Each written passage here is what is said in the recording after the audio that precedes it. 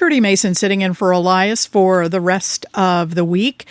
You likely heard that the Bank of Canada has decided to keep its interest rate stable, unchanged at 2.25%. That announcement made yesterday. Another pause as the policy wonks at the Bank of Canada try to find a balance between slowing economic growth against persistent risk of inflation. So what the Bank of Canada Governor, Tiff Macklem, said at the time that he made the announcement is that the economy is weak, but he was very careful to say he does not think that there are clear signs it is in recession.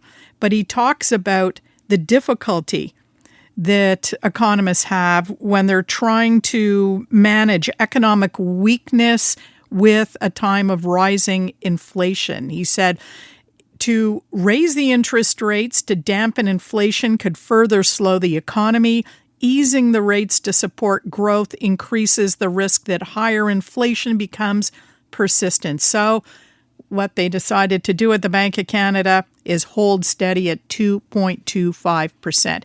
Here to guide us through this decision and talk, too, about the impacts at the consumer level, well, it's our old pal, Richard Lapointe, Senior Portfolio Manager at CIBC Wood Gundy. Good morning, Richard. Good morning to you. This is the fifth time the bank has held the interest rate steady. Were you surprised by the announcement? Not at all. We're really trapped here. The Bank of Canada is in the penalty box. It can no longer raise or drop rates. Raising rates in an inflationary environment just makes more inflation. Dropping rates in an environment that is inflationary causes more inflation. We have a problem on the other side of the world, right? We have a conflict in the Middle East that's driving up fuel prices, driving inflation into almost everything. So this is an issue. So they can't lower rates, but they should lower rates because we've had 3 quarters of the last 5 in contraction. So this is an environment where they're supposed to be lowering rates. They can't. So they're stuck. They can't raise them and they can't drop them. So in effect, the Bank of Canada is off the table.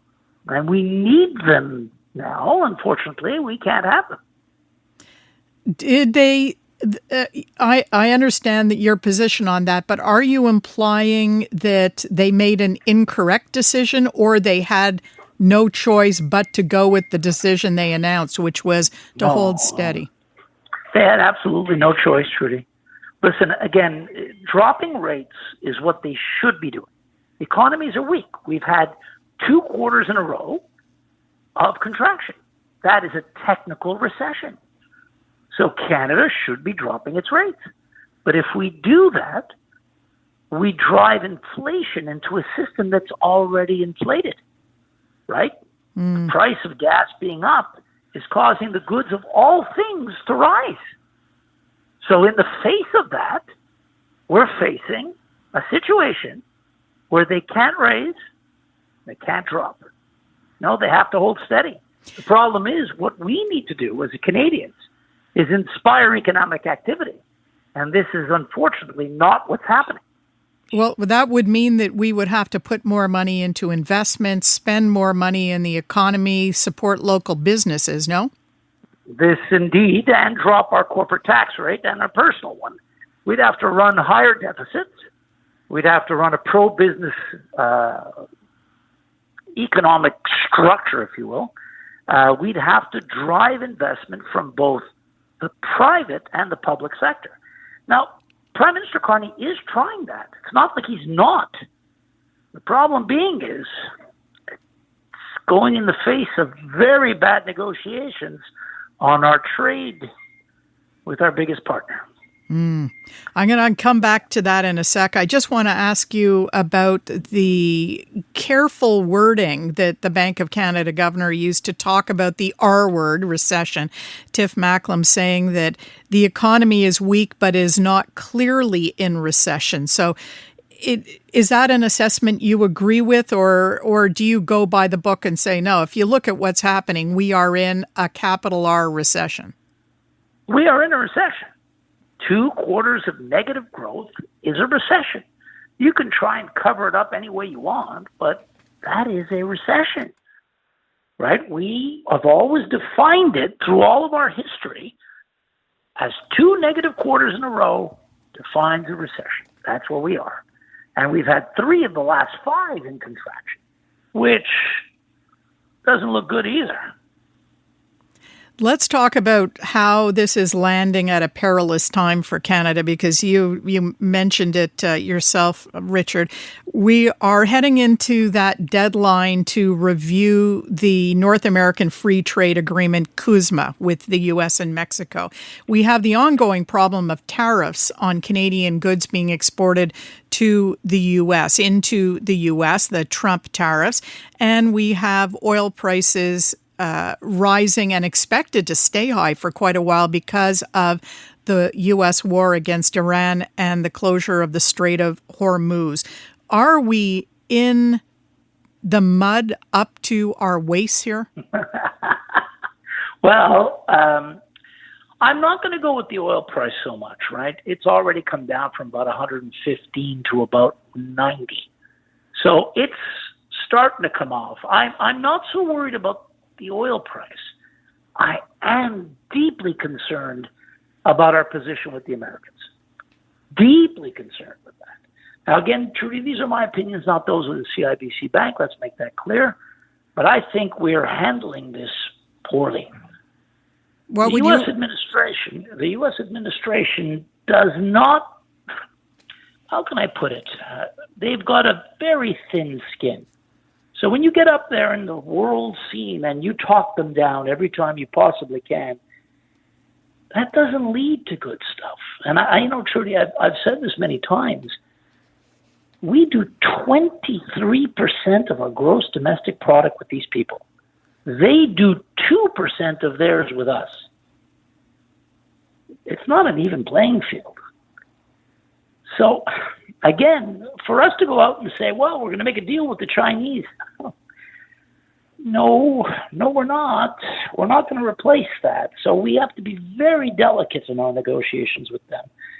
I don't think we've head down the right path there. Prime Minister Carney seems to be confrontational with President Trump. And for all that man's faults, not Carney, but Trump, he still has the ace up his sleeve here. We need them much more than they need us. We have heard that, and we have been hearing that for months, and yet maybe not at the Trump level directly, but at the level of the lower down officials, trade talks have continued. Canada and the U.S. have been talking. We have been having meetings. We have been. So for Donald Trump to come right out and say, oh, I'm not interested, or I'm probably not interested in renewing that belies the fact they're talking to us. Of course. Look, again, he's a very interesting character. I don't know how else to put it. You can't count on almost anything the man says on the surface. It's one of his negotiating tactics. He comes out, he throws a bomb in the room, everyone freaks out, then he sits down. I agree that this is wild and this is not diplomatic, and it certainly disrespects his closest allies. Having said that, again, we keep standing up publicly and confronting him. The man's got a very thin skin. At the end of the day, no matter what negotiations are being done with Secretary Lutnick and the Commerce Department, President Trump has to sign off on this. You don't want this guy upset with you. It's just not what I want to see. Well, he also doesn't want his voters upset with him either. And everything from Tennessee whiskey to, aluminum steel industries in the U.S. not too happy with him at the moment. So, I think very few people are. Very few. Well, there you go, and I think he knows it. His approval ratings are terrible. And they've got elections coming up. But we're straying into politics more than we usually do when we talk economic matters, Richard. But I thank you very much for the interview. My great pleasure. Richard Lapointe, Senior Portfolio Manager at CIBC Wood Gundy. iHeartRadio is throwing it back 2010s, the decade, to the days of huge hits and unforgettable anthems. A non-stop stream of the biggest and best. Drake, Rihanna, Beyonce, Katy, Gaga, The Weeknd, And more. All your decade-defining favorites all in one place. Hi, it's Katy Perry. Hey, it's Bruno Mars. This is Kesha. Find 2010's The Decade on the free iHeartRadio app. Preset the station so it's always one tap away.